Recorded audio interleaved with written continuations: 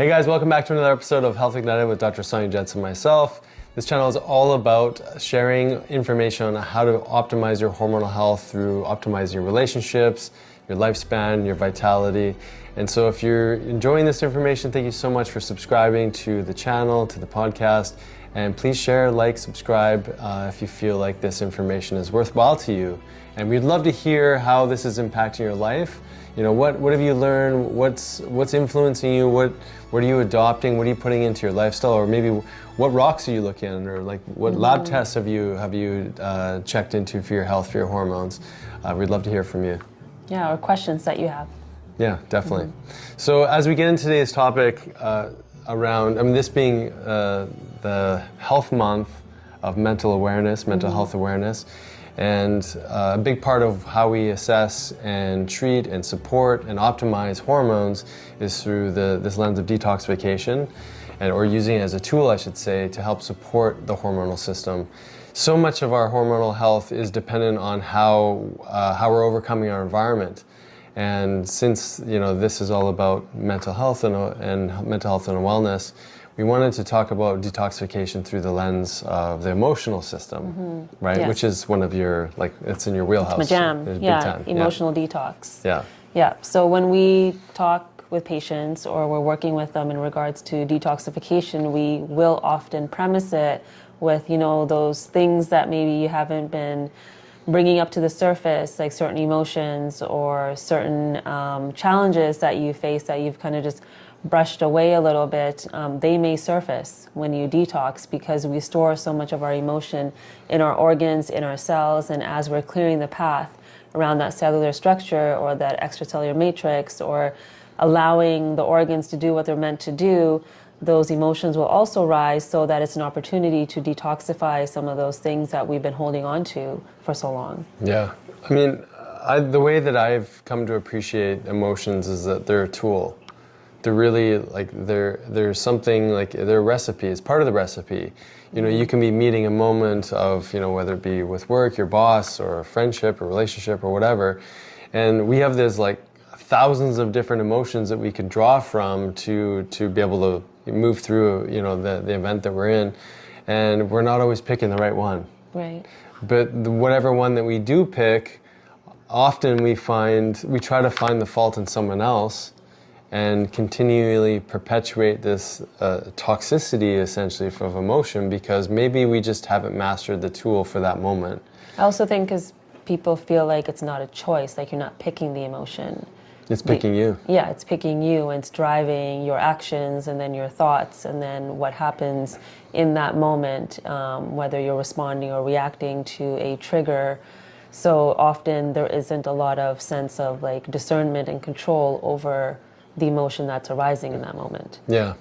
So how do you help people access the toolkit, so to speak, or help them understand that emotions are tools and we can either be not aware of their role in each challenge that we face, or how do you bring some information into that? Well, first, just awareness of where they're feeling it in their body, because most of us will feel it in our bodies first before we are actually thinking about it from a logical perspective.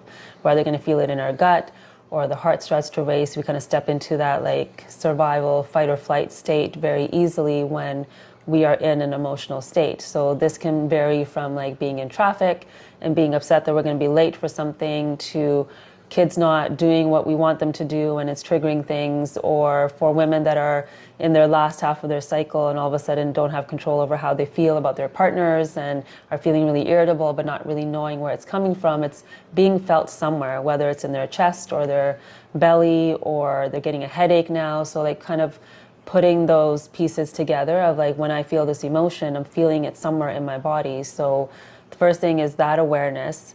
Okay, there's something rising up. And so what I like to see it is, okay, well, when that's happening, ask it a question. Why are you here? What is it that you want me to understand for this moment? Or, okay, thank you for telling me that I'm in my last half of my cycle or a week before my period. So you can start to discern if the emotion, what it's bringing up, why it's bringing it up, and can I transform it in that moment, or do I just need to listen to it? Yeah. I think it's helpful to sort of frame it as a tool set or as a toolkit to identify it, what to do with it. And now I want to hear, like, what is something over the last week, 2 weeks, maybe that's pissed you off, irritated you. There's so many. Yeah, I don't remember now. So many. But if you can bring one to mind, because it'd be fun to sort of like workshop a little bit, because this is happening constantly through our day. Yeah. Right? And well, maybe you remind me, because you probably remember it very closely, because it was probably connected to you. It's probably something that I stirred inside of you.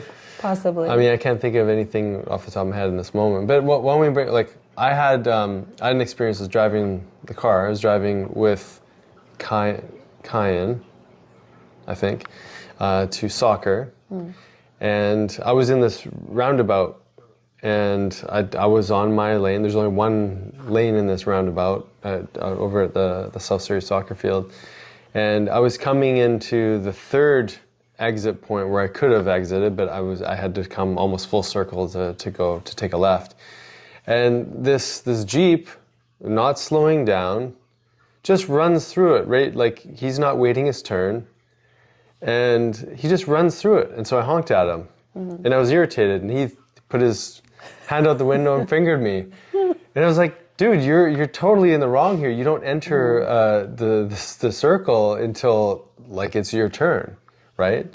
And I got irritated, I got jazzed up, and then I was like, okay, well, this is doing me no good staying angry. So, okay, it was there. I was provided a tool set to safely slow down because this guy wanted to cut in front of me. And then ultimately I realized, like, I was irritated because you never know what someone's going through or who's in the vehicle. Like, I had Soren with us. And if I would have, like, not, had discernment and slowed down, he would have collided right into our son's door. And that makes me irritated. But how could he know that he almost put us in danger? Who knows why he was decided that he had to cut me off, and all these different things. And then, I think anyone who's getting honked at wants to throw a finger at you. That's Possibly. It's a reaction. Like, he's not a bad person. He's just reacting to the moment, right? And maybe somehow he thought he was in the right. Like, who knows? But it was interesting because, like, I didn't want to linger there. I know I could have just stayed irritated, but what would be the point? I think that irritation for me was just a way to put on the brakes and a way to protect my child. And it didn't need to be there for anything more than that. Like, okay, well, this guy just wanted to cut us off, and it is what it is. But there was no more that I needed to do with that emotion. Right. And this is, I can think of times in the past where I would, like, ruminate on it, get really pissed off or irritated. And then we break down what else is happening. I think that I don't do well with unjust behavior. Unjust behavior feels like it's encroaching on my liberty or my ability to drive in a safe manner. But there's many different layers that can come up. There's obviously safety for a child. There's all these different things. But I think those are the things to reflect on and not go so washed up in the moment of trying to figure out that individual, which is where I think we spend most of our energy. Was we put it back on the individual, like, how dare they behave that way? Why did they do this? And then it becomes this toxicity brew of hormonal overwhelm that you could just live with. Yeah, because I think that starts from a young age of wanting to be understood and wanting to be heard and seen. So in that moment when that person doesn't understand what I'm going through and what they could have put me through, it creates more irritability and anger and whatever emotion might be coming up because of that past story or that attachment to wanting to be seen and heard and understood by others. Yeah, and that could vary for all of us depending on, like, how emotionally mature we had to be at a young age or what we've learned from our surroundings. It's going to inform, like, these little moments. I mean, it's not little, but these are, like, the daily things that happen. So it could be, you know, depending on your personality too, like if we look at our oldest son, he's a kind of a perfectionist.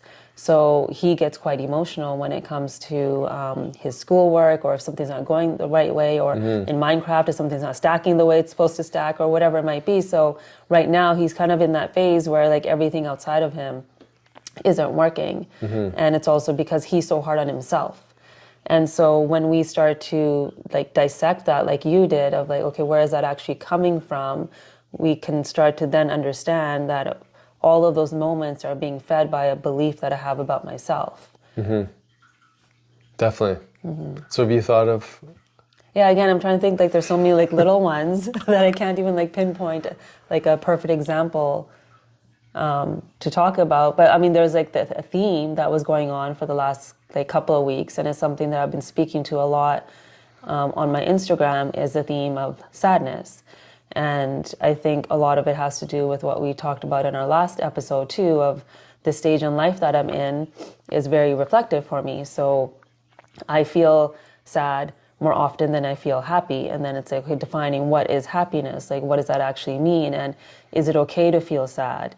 Or is it okay to have grief over things that could have been, or things that I want for myself, but I don't know how to access them because of this stage in life? And so all these things, like we talked about in our last episode, there's so much brewing and there's so much confusion, and yet you have to live your day-to-day with your kids, with your job, and with like all this output of energy, that we don't get a lot of time to like sit in reflection unless we have that like morning practice. But even that, I feel like, for me anyways right now, doesn't feel enough. And so then I walk through my day with some irritation. So like little things will set me off because I'm feeling like I'm either not doing enough, or I don't know what I want to do, or like there's just confusion. So then that confusion now is feeding the emotion. Probably confused everybody just with that story. No. I'm so unclear No, about things. that's a big one though. Like sadness is a big one, especially if you're not giving yourself space to really identify, the triggers for it to show up. Maybe spending enough time really assessing, what are you really sad about right now? Like, what are you grieving? Unless, like, if it's more like, if it's not maybe specific enough for you, it's easy to sort of just linger there and then find many reasons in your world that are mirroring that feeling for you. Yeah, and then there's like, like the brain stuff that's going on with the lowered hormones, like estrogen's falling, testosterone's always been low, and adrenally feeling, just a bit more fatigued just from like the buildup of life up until now. So there's all these physical things that feed into this emotional moment, and then there's like the emotional things from the past that are feeding into this moment. So I know it always goes to like, how can I just be in this moment instead of stuck in the past or worrying about the future? Like we talked about in our last episode, my dad turning 70. So I have this like worry now of like him not being with us anymore. So it's like when we're feeling that emotion or the toxicity of an emotion, I don't even like calling it that. It's more like if we're stuck in one state of an emotion, it's not just about what's happening there. It's like all these things that are swirling inside of us. So would you say for you that sadness is a tool, or is it a state? I think it's both. Well, that's kind of the same thing, I guess, but maybe I could just say that a different way. Do you feel like sadness is a state, a tool, or are you identifying as it a trait for yourself? It is who you are? That's where I feel like I've been stuck. Yeah. And I think this is important because this is I think how we identify ourselves. We maybe we always want to be the positive person, or maybe we always want to be the one who... The funny guy. The funny person, yeah. And what are we really good at? It's our default. And then do we just end up living there, not actually using the emotion as a tool, for which I feel, I could be wrong, I'm sure I'm wrong in many different ways, but what if we could just actually appreciate it as a tool for something? Yeah. I'll give another example myself until you like maybe find one for you. Well, I just did. No, yeah. I was trying to think of like a specific moment. Right. What did you do with that? Like, Right. like, did you break it down? Okay, so let's grab another one for me. Okay. Because these are really easy for me. Right. I got irritated with the boys destroying our Oh, garage. yes. Our garage. They do a project. Maybe I should put that in quotation marks. Well, no, it is a project. It's a project. It's like a never-ending project, Well, no, it's ending tomorrow. technically. But the No, really. Yeah, no, I know. Like logistically, it's ending tomorrow. But the reality of the devastation in the garage, like this is how I'm interpreting it, Right. is lingering past any sort of points of like reconciliation. And so I'm the one who ends up being the guy who cleans the garage. And I'm cleaning up after them, and it's annoying. And I want them to be involved in taking responsibility for their messes and whatnot. And so we've created a system around like putting their clothes away, helping fold laundry, doing those things, and they're doing a great job when I remind them of it. And then when I get them to clean up the garage, sure, they clean up the garage in their version of it, but nowhere does it like meet the standards that I've created for what clean could look like. Because we still want our garage to be somewhat functional. You know, it's become a storage space for Tula Tea. It's become a play zone for the kids. It's the place where we exercise. And then when one of those like systems of like a new activity happens in there, that's affecting all these other components. And it irritates me. And so my tool of like getting irritated and frustrated eventually leads me into an action of like cleaning it up. Right. I feel so much better after I clean it up, but I'm also irritated that I have to clean it up. But I also have to recognize that my cleaning up is a different reality than what yours would look like, but it's also a different reality than what the boys' reality of cleaning up looks like. And so maybe you can help me help it identify like there's a positivity in the irritation because it moves me into action. Yes, and Okay, so then, can I finish my thought? Sure. Yeah. And then after that irritation, I've received a reward of being able to accomplish something, and then I feel like I have to justify my behavior afterwards for Right. you, for the boys. Look, I had to get irritated with you, so something changed. But really, like this was all my own internal process. I could have just kept all that to myself to some degree, but I also could have involved them a little bit more, Right. so that they knew what my version of clean looks like for a functional garage. Okay, sorry, jump in. Yeah, so I was just going to say, so in that moment, if the irritation is a tool, then do we become reliant on that tool to show up before we can step into that kind of action?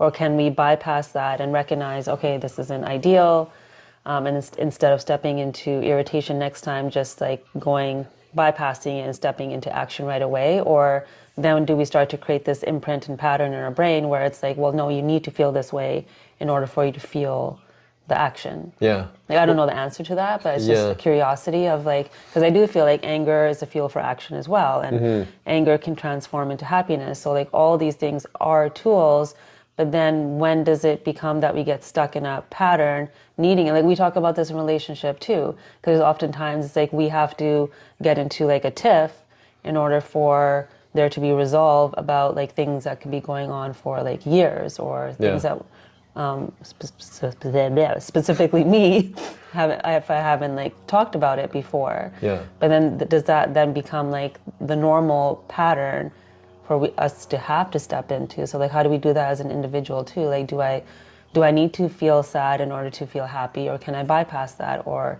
is it okay that I move through those steps? Yeah, I think part of it is just it's unconscious because it was what was mirrored to us. Because I can think back, and I remember every time if my dad got pissed off at something, especially around like taking care of things or like doing your part, chores, whatever, like I could remember that anger and that ignited action, right? And kids are smart. They know if we get irritated and angry about, especially something about like cleaning or whatever, we're just going to do it.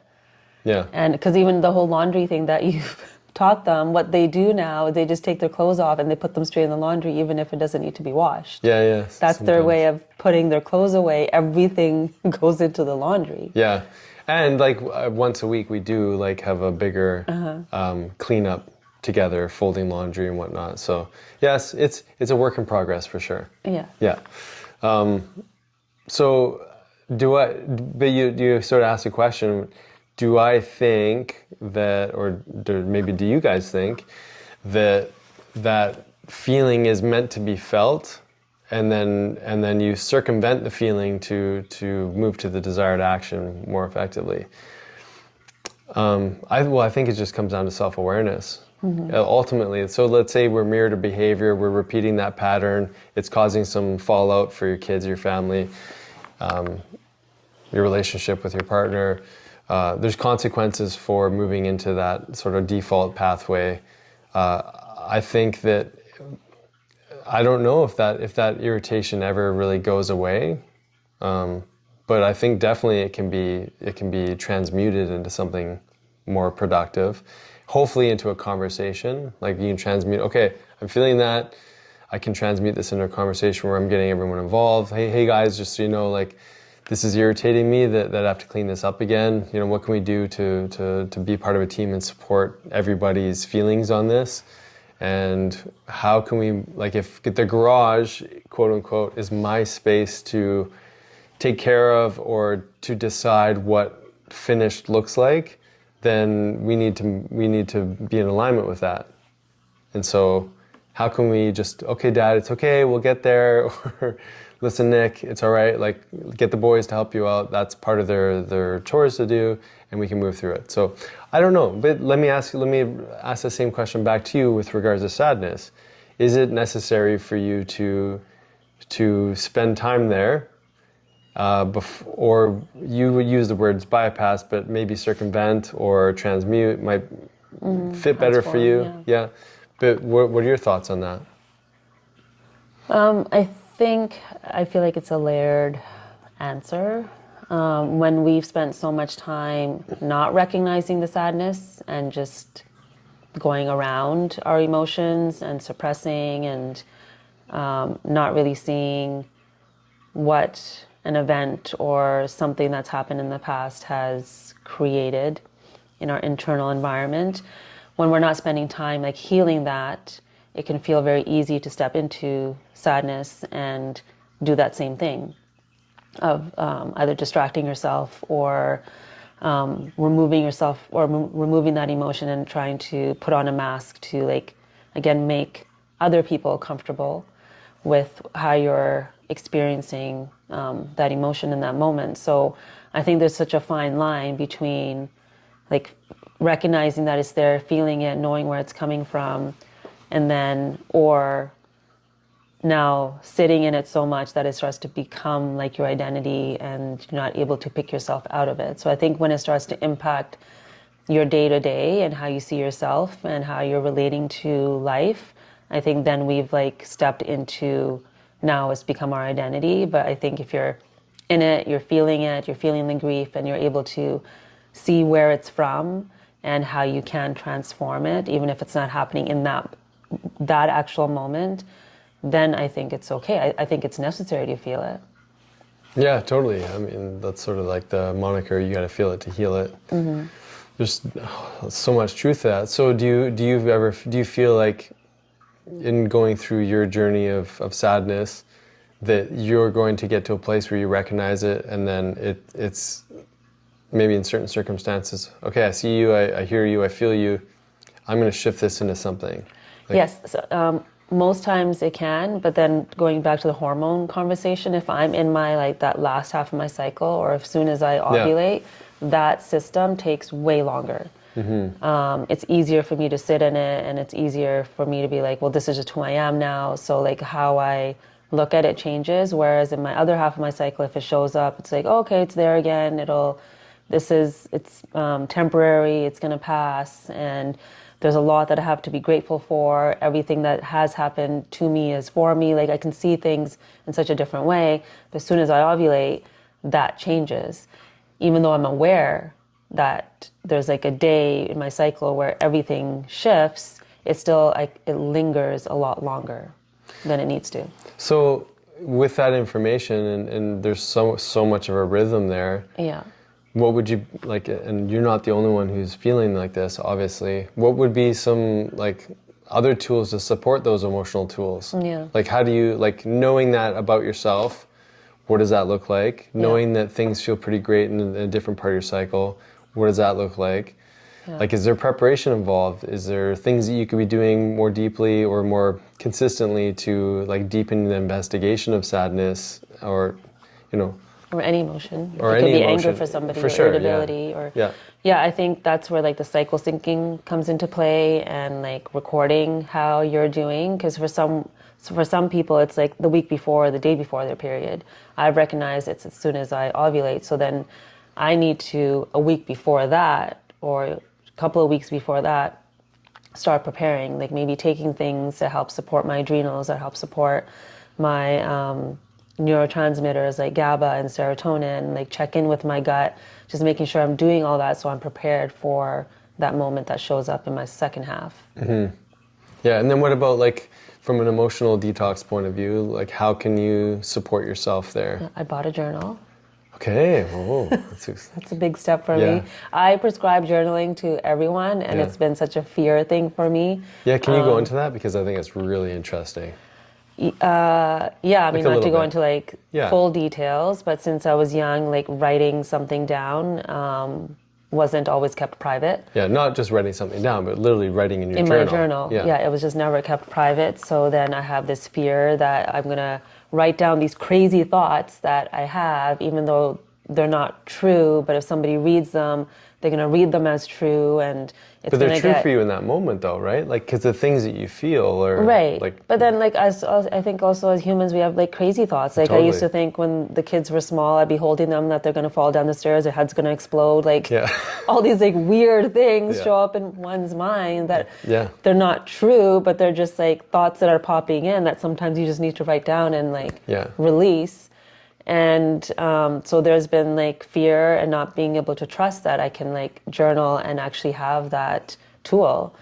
And so we had a conversation about it the other day, and so I did the first step of like buying, because I love writing. Yeah. And Obviously, you wrote a book, so. that's right. And so I think it's such an important one for me, but I've just denied it to Well, myself. good for you. So you guys listening, you know, we're gonna check in on Sonia in a couple months and see how the journaling's going. We're actually going away for a little bit, so you're gonna get some time to Yeah, journal. I'll take it with me. Yeah, which will be good. And I've made a promise here that I will not look at your journal. Yeah. I can't speak for the boys, but we'll Right. get them to swear to you as well. Right. But it's important. I mean, it's important to have a safe space. We talked about this in the masculine feminine sort of dialogue or discussion podcast, just around, you know, men are meant to be that protector, to provide that safe space for you to let your energy flow in whichever direction, because it's so expansive and creative in nature. So if you've been shutting down a creative aspect or outlet for yourself, that's going to be what we call like you're sort of plugging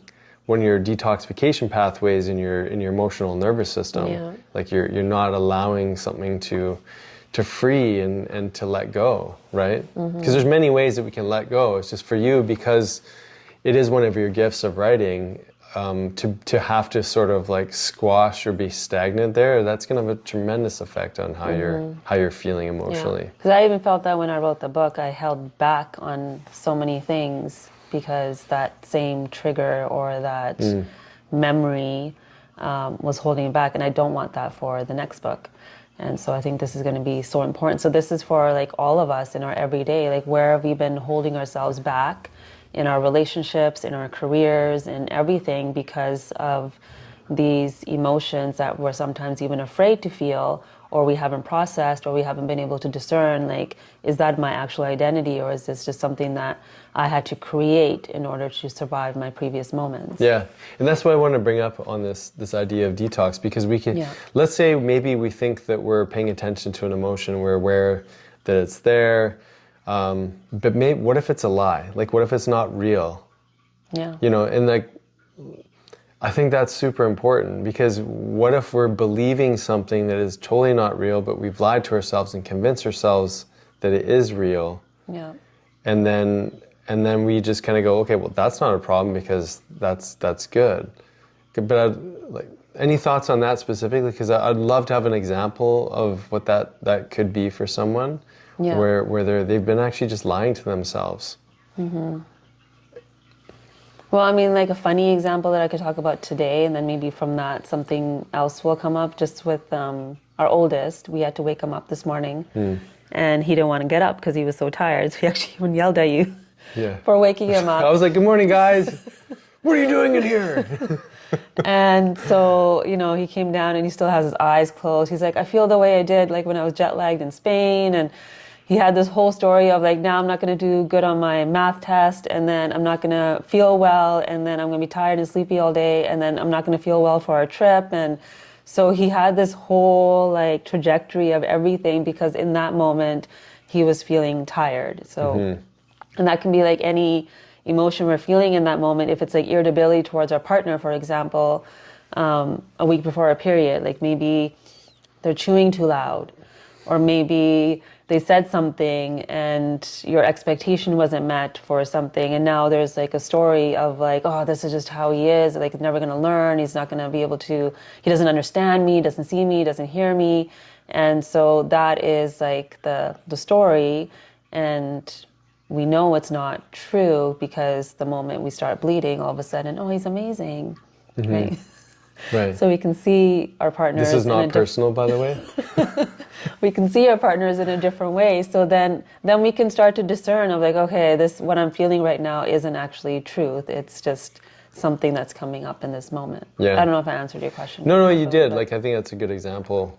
And I think, like, I think that there's probably many examples of stories like that where we've just fully believed it.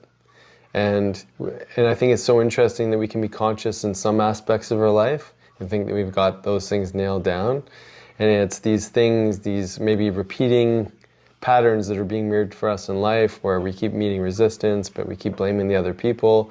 And I think that might be the doorway in, is where are we putting the blame outside of ourselves? Where are we not taking responsibility? Jordan Peterson, we talked about this quote this morning.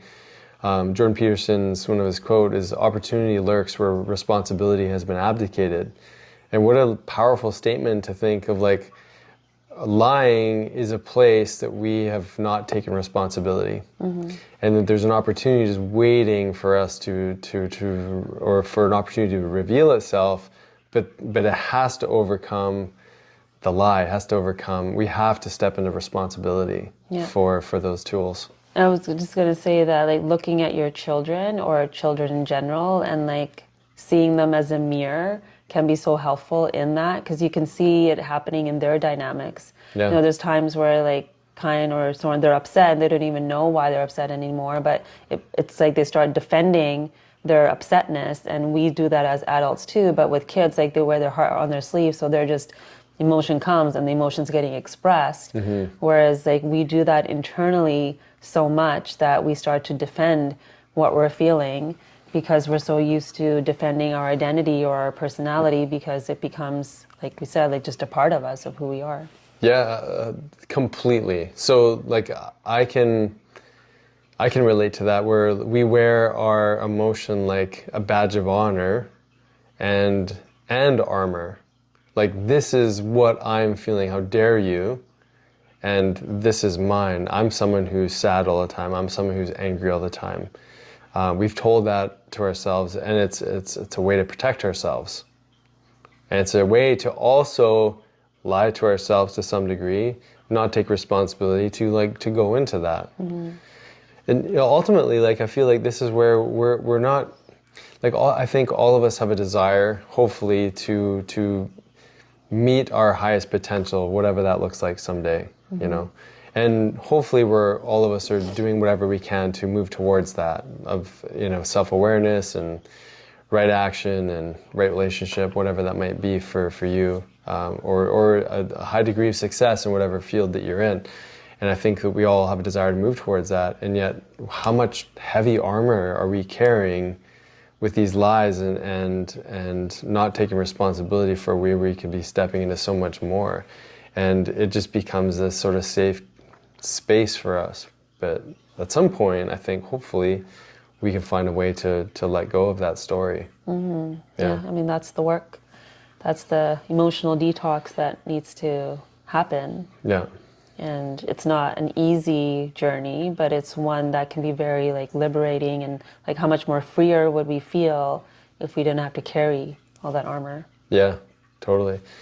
You know, and I think that because it happens so often in daily life, like it doesn't have to be these big No. things that we unearth for ourselves. It could just be the little things, like what am I repeating? Like how am I feeling about such and such event? You know, what kind of emotions are coming up? Or is a person bothering you? Why are they bothering you? Like I think we have an opportunity to chip away, you know, as our boys like to do Minecraft, like mine away at all these little things of like where we're getting stuck. And maybe fun's not the right word, but I think there's some sort of joy out of like cultivating awareness of our stuckness, because that allows us to move into more freedom. And like how does that show up hormonally? Like when we start releasing the heaviness of that armor, you know, that protective, maybe cortisol or adrenaline or whatever that is, you know, how does that show up hormonally? We're not stuck in that like vigilance. So then your testosterone can thrive, your estrogen, your progesterone, like all these hormones that actually help us feel more free and connected, they get to thrive and be more in the driver's seat rather than like the cortisol and adrenaline that you were speaking to. And from a Chinese medicine perspective, we know that emotions are anchored into certain organs. So like resentment, anger, into your liver. And resentment's a big one that we've spoken about before. For women, I've seen it in like ovaries and uterus, like they start to like grow masses, like cysts or fibroids or polyps, and things start to grow inside of them when they're not fully expressing the anger or the irritation, but instead it turns into resentment and then it's stuck in their bodies. Grief is held in your lungs, fear is held in your kidneys, and worry is held in your spleen. So we start to see these emotions are now triggering changes in our organs. So then they're triggering changes in the body's ability to communicate well in regards to hormones. So then your cortisol and adrenaline and all these hormones need to be higher so that they can protect those organs now. And so that's just creating more of an inflammatory reaction. It's creating more deficiencies in our nutrients, which then will impact how the hormones are expressing themselves. Yeah, that's huge to tie back to the physical organs. And yeah, I think the Ayurvedic medicine, Chinese medicine, so these ancient medicines are so interesting at being able to dissect a philosophy and really speak to the systems that are breaking down as a result of things being out of balance. You know, I can't help but think too, when you're saying this, what are the behavioral changes, the adaptations that happen when we're not releasing this heaviness? Yeah. And so like our sleep suffers, right? Our digestion suffers. Our ability to recover suffers. Like, and I think that's a big one. Like really spending time in a healing phase suffers. Right. And so there's going to be more degeneration, more adaptation towards stress as opposed to adaptation towards healing. And I mean, ultimately, like that's what we want to do, is let go of some of these layers so our body can actually do what it wants to do, which is move towards healing. Yeah. Is to move towards that adaptive state of resolution, of resolve and recovery. All the things that we need to do to live on this planet, to have health span and freedom from, you know, medications and suffering and all the things that we, you know, slap on as a way we abdicate our responsibility. Yeah. Yeah, so maybe homework for everyone is to like, what is a way that you can emotionally detox? So my homework is journaling.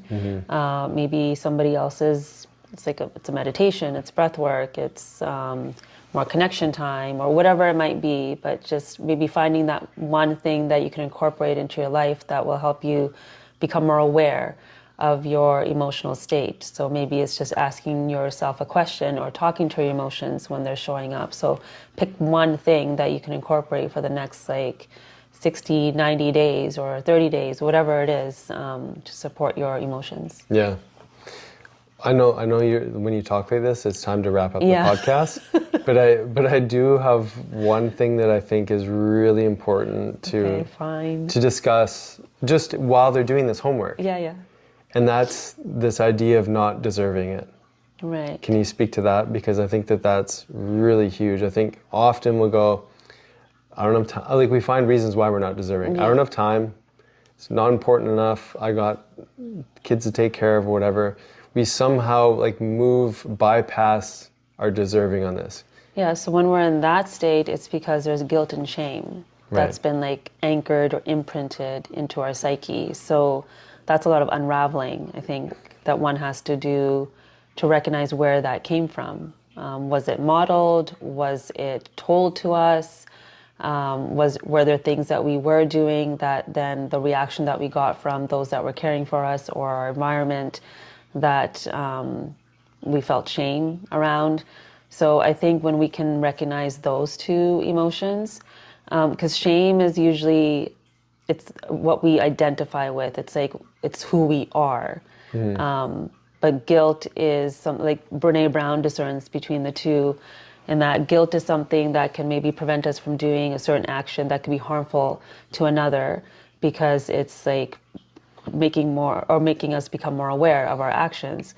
Whereas shame is like, that's who I am, and we start to identify with it, that I'm bad, or whatever it might be, the story might be.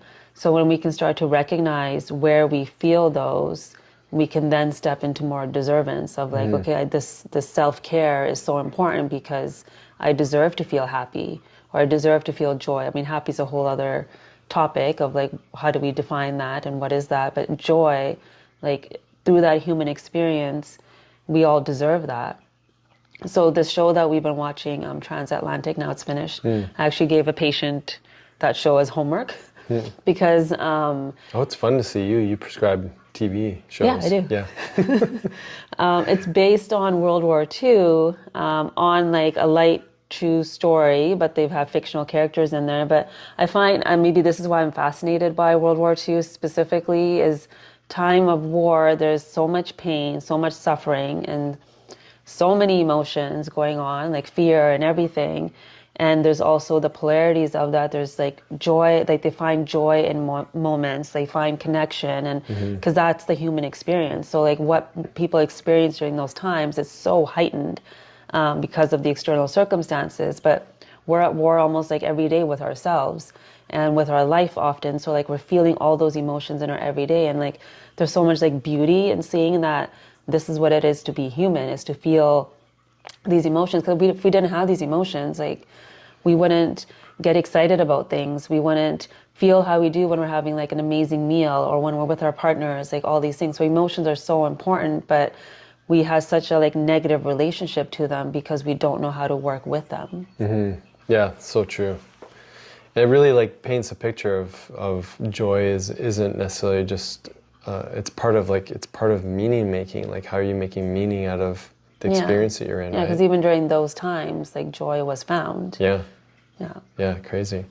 Did everybody watch that show? Yeah, watch that show. If you like those stories. And that's also why I wanted to bring in this idea of deserving, because one could say, like, in the biggest crisis of of that person's lifetime, who maybe lived through a war or what have you, they still felt deserving enough to play, to write, to dance, to sing, to eat, to connect, and I think that idea of deserving, when we don't own that for ourselves, we're less likely to take action on our health because we feel like it's not for us. And we'll find, again, different ways that we dismiss our responsibility. Yeah, we're very good at self-sabotage. Yeah. For various reasons. So in listening to this dialogue, like, hopefully this like hits home for you, and what are you going to do with this information? Like, hopefully it stimulates an idea. You know what? Today I'm going to do something different. I'm going to take a different kind of action for myself, and I'm going to take responsibility, and I'm going to own the feelings and the emotions that come up, and I'm not going to bypass them. I'm going to let myself feel them, and then find a way to transmute them to encourage that idea of change and opportunity and being deserving. And so as we watch you journal, like from a distance, right? Not obviously observe the writings within. Hopefully you guys can pick up some strategies and support tools for yourselves, right? Thanks for tuning in.